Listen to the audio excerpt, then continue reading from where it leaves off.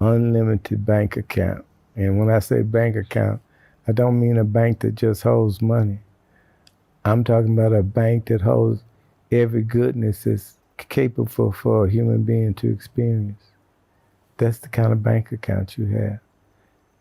Did they teach you as a child how to write out a check in order to make a withdrawal from your account?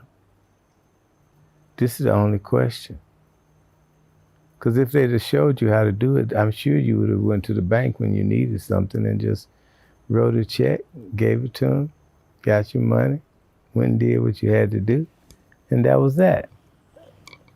But somewhere they tricked you into believing that you had to give your life away in order to have that money. So you give me 40 hours a week, and I give you a certain amount of these little pieces of paper that really ain't worth that much. But I'm gonna give them to you if you make sure you're here on time, every time the door's open, rain, snow, whatever, you're gonna show up.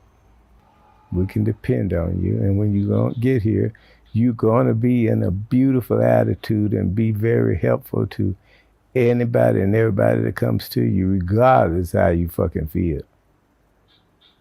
So if you're feeling funky, you better leave all that in the bathroom at your house before you come to work, because you come here with it, it's gonna create problems for you. And you get that. And you pack that shit away somewhere so you can go in there and face these people again and again and again. It gets old.